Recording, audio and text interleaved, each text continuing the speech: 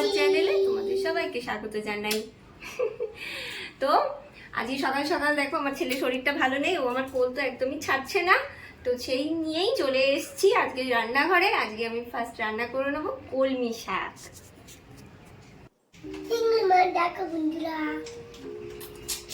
কি মাছ? চিংড়ি মাছ। তাই?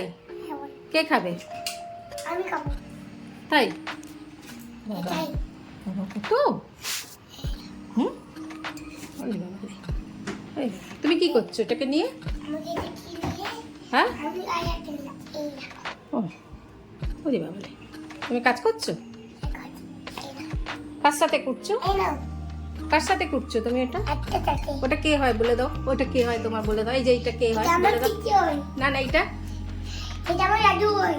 দাদু হয়। দেখো আমি কলমি শাকটা রান্না বসিয়ে দিয়েছি, এতে একটু মেথি আর শুকনো লঙ্কা আমি একটু ফোড়ন দিয়ে দিয়েছি, একটু নুন হলুদ দিয়ে ভালো করে ভাজা ভাজা করে নামিয়ে দেবো।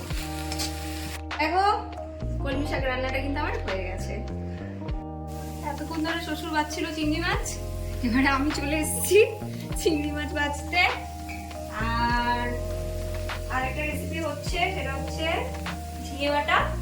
ঝিঙে বাটাটা হচ্ছে আমার শাশুড়ি মা নাড়াচ্ছে, ততক্ষণে বাকি চিংড়িটা আমি একটু ছাড়িয়ে নিচ্ছি।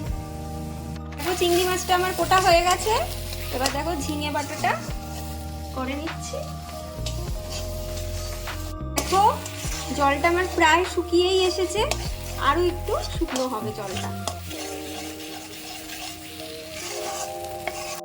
দেখো আমার ঝিঙে বাটাটা কিন্তু হয়ে গেছে, এবার আমি সার্ভ করে নেব।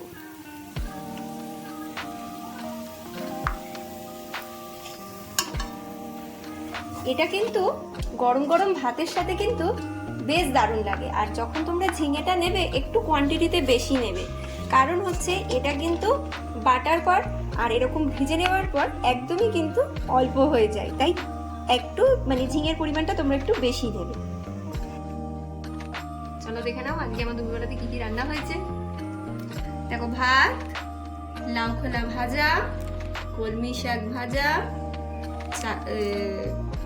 ঝিঙে বাটা, আলু ভাজা আর লাউ চিংড়ির ঝোল। তো এই হলো আমাদের দুপুরের মেনু আজকে। তো তোমরা অবশ্যই কমেন্টে জানাবে যে আমার ভিডিওগুলো তোমাদের কিরকম লাগছে। লাইক করবে, শেয়ার করবে, অবশ্যই কমেন্ট করবে। আজকের জন্য এটুকুই।